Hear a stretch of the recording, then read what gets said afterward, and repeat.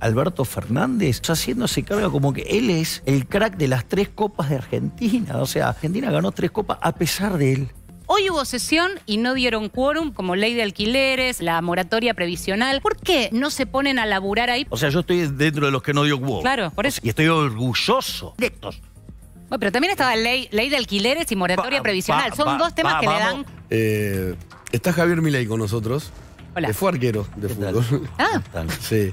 Enseguida vamos a hablar con él para saber qué piensa de todo esto. Bueno, pero mientras tanto, hoy...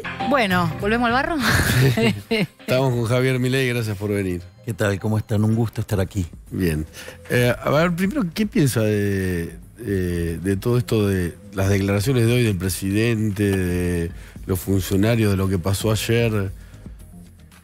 Sinceramente, lo que deja en claro todo el comportamiento de la política involucrado en toda esta situación muestra un nivel de miserabilidad enorme.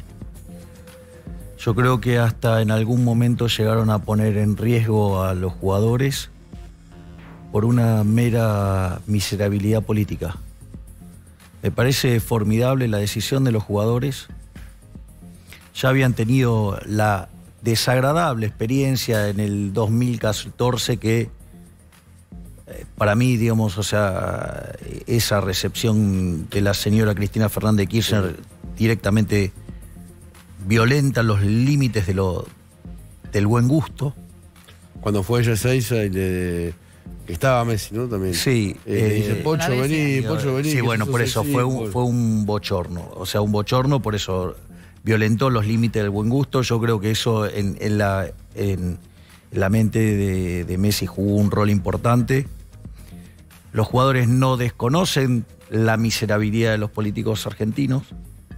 Además los padecen, digamos, en cómo se castiga al argentino vía impuestos. Y yo creo que también puede ser que haya tenido un rol importante en la mente de Messi el tema de los respiradores, ¿no? Entonces, eso sí. Lo que uno ve es mucha miserabilidad. Después, lo otro, en términos de seguridad, es una improvisación increíble, porque Argentina se sabía que jugaba la final el día martes de la semana pasada. Por lo tanto, tenían una semana para imaginar esta situación. No había muchas alternativas, o ganabas o perdías, y la única diferencia iba a ser la magnitud de la convocatoria, pero sabíamos que iba a haber mucha gente. Según información, se comunicaron desde el gobierno con Tapia, y Tapia ya les había dicho antes de la final, no vamos a ir, no quieren ir a Bueno, eso tiene sentido a la luz de cómo los políticos intentan apropiarse. Lo de hoy es vergonzoso del presidente Alberto Fernández, digamos, haciéndose cargo como que él es el crack de las 3 copas de Argentina. O sea, Argentina ganó 3 copas a pesar de él. Es decir, porque una de las cosas que uno tiene que tener en cuenta es que cuando a vos se te deprecia la moneda, y en realidad Argentina tiene una moneda muy depreciada, fruto de la estafa de los políticos, donde los salarios en Argentina son verdaderamente miserables, vos tenés un problema que deteriorás la calidad del fútbol local. Porque los jugadores de fútbol en el fondo son intransables. Es decir, entonces, si pueden ganar más en Europa, ¿para qué van a estar acá? Entonces a vos ahí te genera una situación que se te van los jugadores que están en su mejor etapa, y la contracara, ¿cuál es? Que vos tenés jugadores muy jóvenes y que cada vez se te van más chicos, y jugadores que ya vienen en su última etapa, que vienen en la etapa del retiro. Esto igual hay que corregir por impuestos, hay que corregir por inseguridad, hay que corregir por un montón de cuestiones, que además todas juegan en contra. Lo único que juega a favor es el sentimiento. Entonces, esa situación hace que la liga local se degrade y por ende sea menos competitiva. Fíjate cuántos títulos internacionales, digamos, tenía Argentina de la década de los 90, y después cómo a partir de que llega, digamos, estas ideas de izquierda violentamente al poder, digamos, Argentina cada vez se hace más pobre. De hecho, hoy Argentina tiene indicadores sociales peores que los que tenía en el 2001, o sea, previo al estallido de la convertibilidad. Entonces, además se te degrada la calidad de la liga, porque digo, ¿con qué la vas a pagar? Si tenés un país, digo, que cada vez está más empobrecido. Si vos mirás... Los clubes están empobrecidos. Exacto. Si vos mirás, por ejemplo, la remuneración promedio argentina en dólares al paralelo, que es el que hay, estamos entre los países más pobres de América Latina. O sea, a ver, ¿de qué parte? Entonces, digo, ¿qué poder de compra tiene esa gente? Digo, estamos en la miseria, no le alcanza para comer. 40% de pobres, 10% de indigentes y el 30% de las personas que trabajan son pobres. Listo, dale, se acabó la historia. Es decir, y eso es culpa de los políticos. Entonces, la realidad me parece que tuvieron muy buen criterio los jugadores. Porque además también está el otro problema, el problema del populismo. Es decir, y se quieren apropiar de cualquier victoria. Y como no lo pudieron hacer... Le dijeron desclasado. Claro, los agredieron, y obviamente bajo metodología marxista. Es decir, ¿qué podías esperar de un marxista más que odio, envidia, resentimiento y esas cosas? Pero no solo eso. Fíjate esto, el armado del feriado, digamos, vos tendrías que querés declarar feriado, tiene sentido bajo la idea de la cultura, de la historia, de la idiosincrasia, del rol del fútbol en la Argentina. Vos lo podés entender, eso se entiende. Digo, ¿por qué no te va a cambiar la historia argentina de 100 años de decadencia por un día? O sea, digo, ¿por qué no te ocupás de 36.525 días? Porque digo, si encuentro los bisiestos, digo, me da 36.525 días, me voy a preocupar por un día. No hagamos estupideces. Es decir, pero fíjate, cortó los accesos en términos de transporte, lo dejó sin transporte. Es decir, cuando vos querés parar el país, ¿cómo haces? Le haces un paro de transporte. Les para el transporte, les corta el transporte. O sea, no solo eso, sino que además, ¿sí?, bloquean las comunicaciones, arman operaciones desde canales amigos. ¡Un desastre! Desde el lado de la magnitud que mencionaba hace un ratito y de los indicadores también, ¿existe la posibilidad de hacer una lectura? Algo de esto decía Tagliafico, lo mencionábamos más temprano, de que se borró la grieta, 5 millones de argentinos en la calle, no se vieron banderas políticas, todas banderas argentinas. ¿Se puede hacer una lectura más allá de la pasión futbolera? ¿De lo que se vio ayer? Es muy difícil, ¿no? Digamos, hacer una captura... digamos, de ese tipo de cuestiones, pero yo creo que hay grieta en Argentina. Sí, claro. El problema es a qué grieta nos referimos. Porque a mí me quedó claro cuál es la grieta el otro día. La grieta es entre los argentinos de bien y los políticos.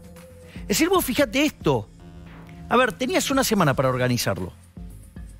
No lo organizaron. Tenían la experiencia de lo que había pasado con el funeral de Maradona. Es decir, ni siquiera pueden aprender, o sea, no pueden hacer nada bien. Es decir, todo lo tienen que hacer mal. Es decir, yo creo que ya le tienen tanto odio a la gente de bien, los políticos, todos, de un lado y del otro, porque son lo mismo, son socios, son cómplices.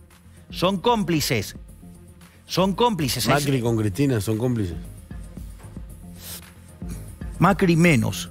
Pero gran parte de la oposición es cómplice, le encanta, digamos, o sea, a ver, ¿qué es lo que, digamos, se define en el poder? Digo, se prestan la pelota. Y entonces, digamos, están todo el tiempo, a ver, discutiendo carguitos, discutiendo, digamos, a ver, entonces ahora roba uno, después roba el otro. Es decir, entre ellos... no hay grieta, son cómplices. La verdadera grieta es entre los argentinos de bien y los políticos. A ver, Argentina arrancó el siglo XX siendo el país más rico del mundo.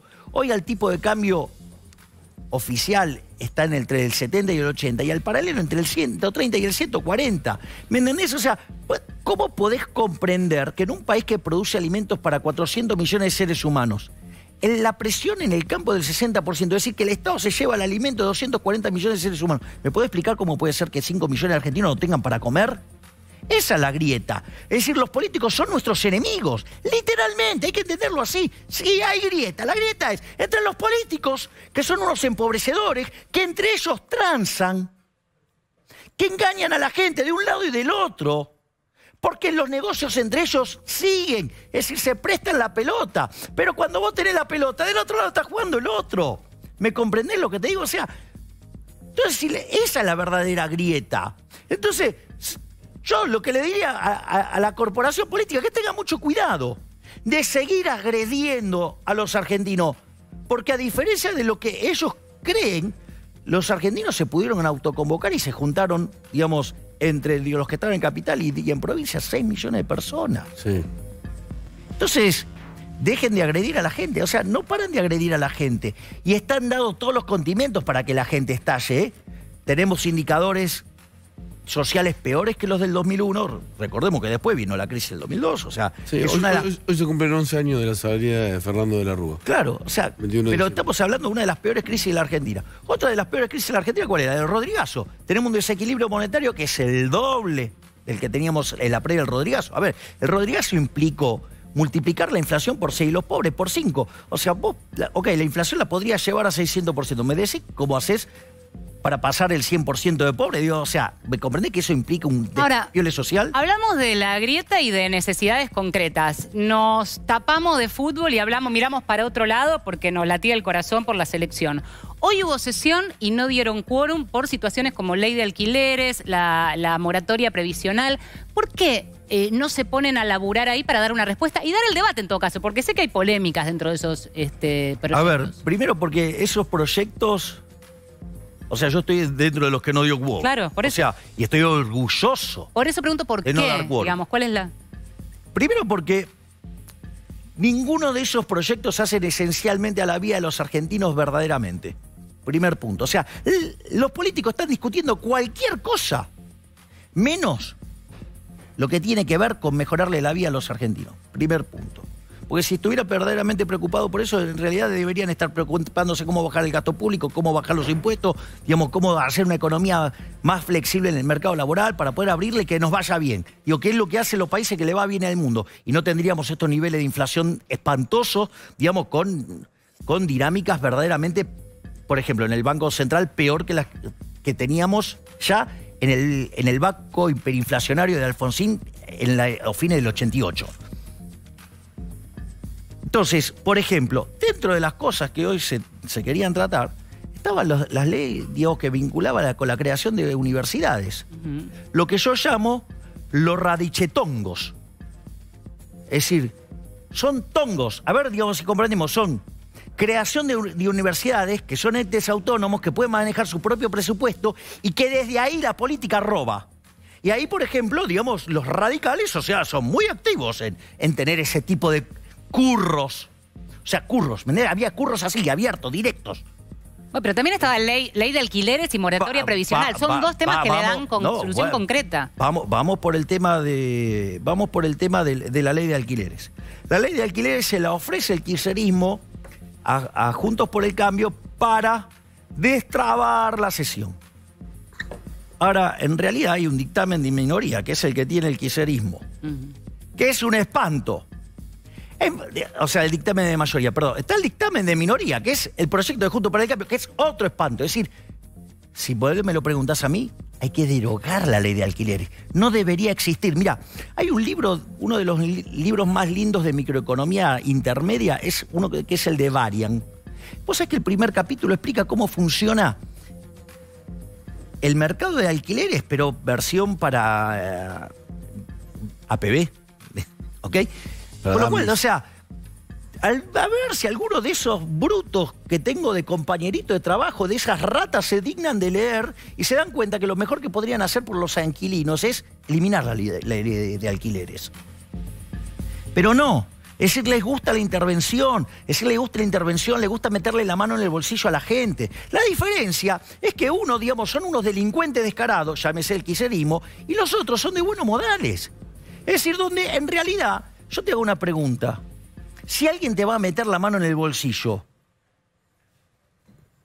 sea amarillo o sea, digamos, celeste, no sé, digamos, el color, o azul, no sé cuál tienen ya.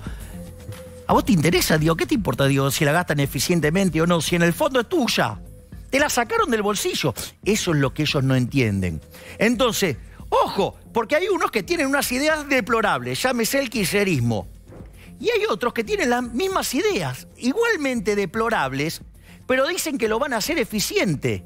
Es decir, es como que es el ladrón eficiente. O sea, te va a robar peor, te va a destruir peor. Es decir, porque cuando vos los escuchás hablar, dicen lo mismo, la diferencia son los modales. Fuerte. Tenemos que ir al primer parpadeo, al primer corte.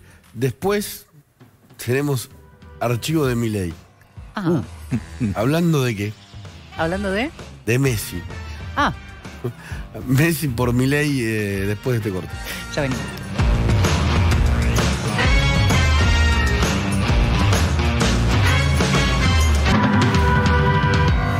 ¿Se banca Milei un archivo sobre Messi desde el 2018 por acá? Es la gran pregunta. ¿Lo vemos? Y el mundial, y no paro. Bueno, pero está buenísimo el mundial, digamos. Va a jugar Messi.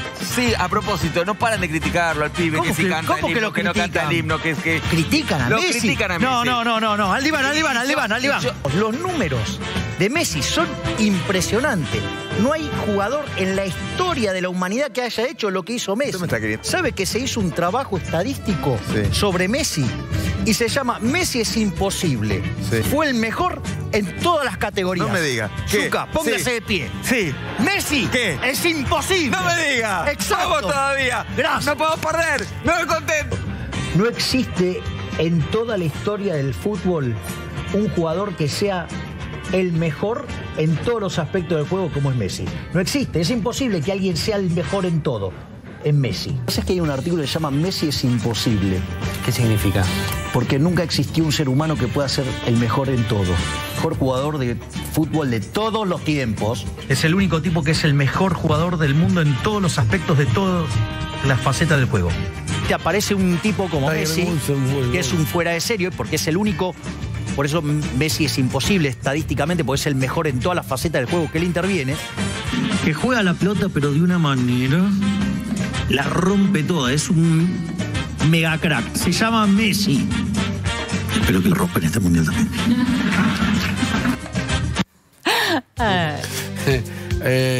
Sí, soy fan de Messi. Sí. Pero está avalado por los datos. Claro, ¿cómo es esa estadística imposible? Hay un estudio que se hace un relevamiento de todas las facetas del juego. Entonces vos podés ser bueno en una, peor en otra, o sea... Es el mejor en todas. No existe, o sea, estadísticamente no existe. Se llamaría un cisne negro, o sea, no existe.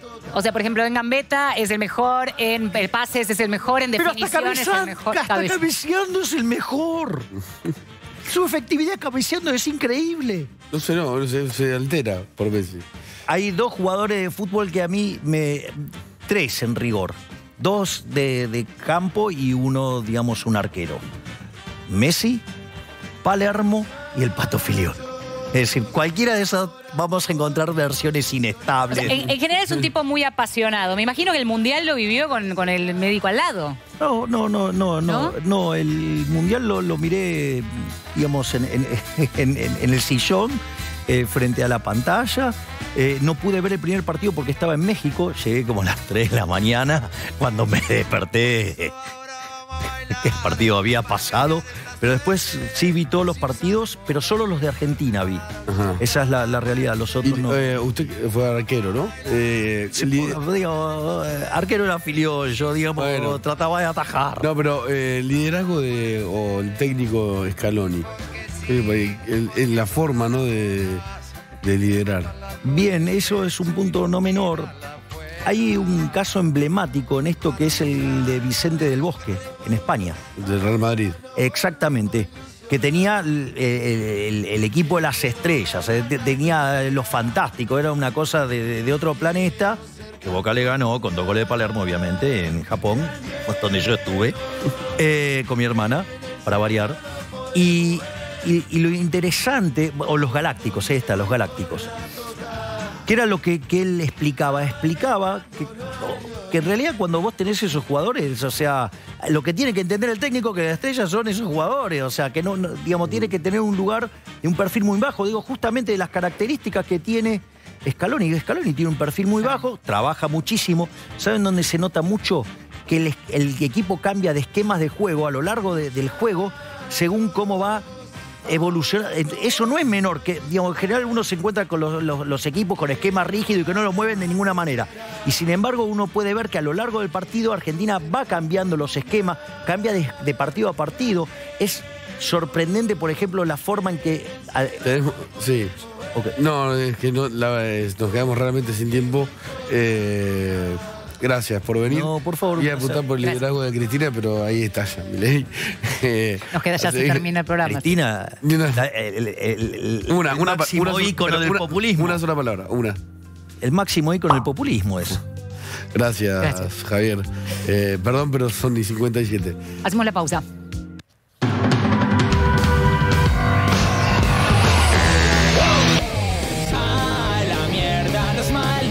Empresarios, a la mierda, sodomitas del capital.